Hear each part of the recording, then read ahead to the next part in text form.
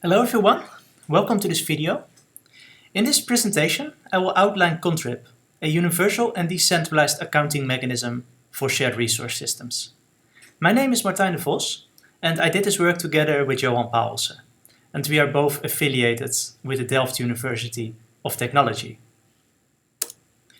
So as the title of our paper already suggests, we are doing work on shared resource systems. And they are systems where users can share their resources with others, potentially with people that they have never met before. For example, Airbnb allows you to rent out your house to guests. Uber allows you to share your car with passengers. And the Tor network allows you to donate bandwidth by running an exit node and therefore enhancing the privacy and anonymity of other participants. In all these systems, it is important to prevent abuse of the resources being offered. We don't want people to take much more than they give without an appropriate compensation. And the standard approach that companies that build these systems take is to act as gatekeeper to prevent this abuse. These companies themselves decide who can join the network, they closely monitor the network, and kick out users that are abusing the resources. However, this approach, even though it is very standard, is prone to manipulation by these companies themselves. So for example, it has recently been demonstrated that Uber is actively manipulating the matchmaking between passengers and drivers for selfish interests. I think for this reason, decentralized solutions are becoming more and more popular. They are an interesting alternative to solutions on the centralized ownership, and they are less prone to large-scale manipulation because the authority is spread amongst its users. However, it is often non-trivial to set up these decentralized networks because they require extensive coordination amongst the participants or peers.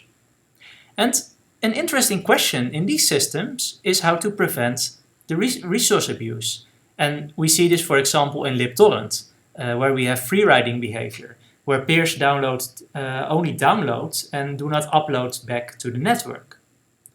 And we believe that an appealing solution is to use an accounting mechanism, where we record all the resources being shared and being consumed by all the participants. The contributions of our work is threefold. So first, we present a universal ConTrib mechanism that can be reused across many decentralized shared resource systems. And ConTrib enables accountability in shared resource systems. We also implement and we evaluate ConTrib, and we end this presentation with a large-scale deployment trial in Traveler, which is our peer-to-peer file sharing software. And this 2 years deployment trial involves 96,000 users. So we have three main ideas. So first, all peers in the network bilaterally record interactions. So if a peer consumed or shared some resources with another peer, this is recorded only by having direct interactions between these peers. In addition, every peer maintains a sequential personal ledger with records. A record describes some resources being shared or consumed. And peers maintain all the records they are involved in a hash chain, which is very comparable to the blockchain ledger that Bitcoin is using. An issue now is that a peer can try to manipulate its personal ledger, or it can try to maintain multiple versions of a ledger in secret. We refer to this as fraud, and we detect this through the continuous exchange of records with random peers in the network. We will elaborate on this mechanism a bit later. So how are interactions recorded? Imagine two users, A and B, and say that user A has shared some resources with user B. And now user A wants to account this act. Our mechanism uses two kinds of records.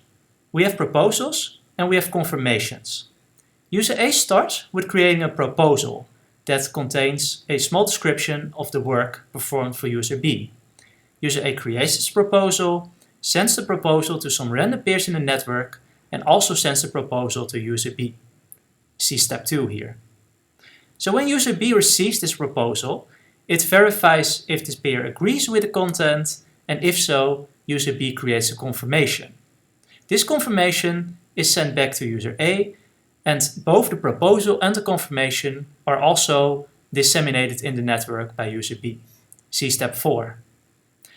And both peer A and peer B add the proposal and the confirmation to their personal ledger. So doing so will eventually lead to the data structure that is shown on this slide. It leads to an interlinked network of many proposals and confirmations that link to each other. In particular, each record links back to the previous records using a hash pointer, and a confirmation also links to its proposal. I don't have time to elaborate on this data structure, but you can find further details in the paper. So let's talk a bit more about fraud detection. So we disseminate records to random peers in the network, and we use 2 dissemination strategies for this. So we use push-based dissemination, where after a creation of a record, it is pushed to some random peers in the network, and we use pull-based dissemination, where each peer can ask a specific other user for some records that it wants. We also devise a few scenarios in which we can detect or suspect fraud. So when we disseminate these records, each peer verifies the consistency of the incoming records against known ones. So this peer checks the hashes of the incoming record, the signatures, and in that way it can try to detect an inconsistency and therefore either expose or suspect some fraud. And we evaluate this approach. And our evaluation shows that this is a very effective approach, even if the network is larger and the workload is high. On average, it takes 10 to 22 seconds to detect fraud, even with 1000 peer and a total workload of 1000 interactions created per second by these peers. And we think this number allows our mechanism to be used in many different use cases that require accountability. We also perform a large-scale deployment trial of our system, and we integrate ConTrib in Traveler, our peer-to-peer software. Traveler contains a Tor-like overlay where users can download content from other users using onion routing techniques. And we use our mechanism to refuse services to free riders, so people that have downloaded much more content than they have contributed, in case there is congestion in the network. So now Traveler suffers a lot from congestion because there's an undersupply of exit nodes, and there are many more people that want to download anonymously using our network. And we integrate ConTrib in Traveler, and we deploy it, and we run it for a period of 2 years. And this has resulted in 165 million records created by over 96,000 users. And you can see the results for yourself if you browse through the URL that is shown at the bottom of this slide. We also deploy our own exit nodes to see if our approach really kicks out free riding behavior. And it does.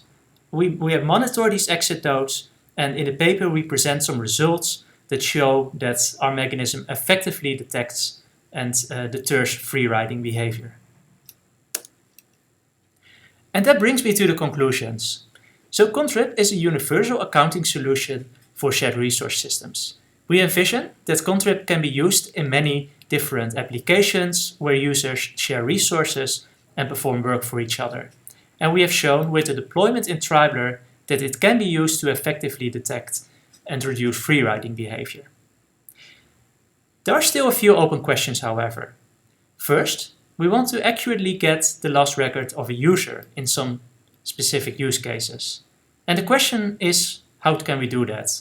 Of course, we can ask the user to send us the latest records in their personal ledger, but this user can hide or send an older record back to us instead, and we might want to detect that. Another open question is how to defend our mechanism against the Sybil attack. So far, we have considered this attack out of scope, but for deployment in open and permissionless systems, this becomes a key question to answer. And that brings me to the end of this presentation. Thank you for listening.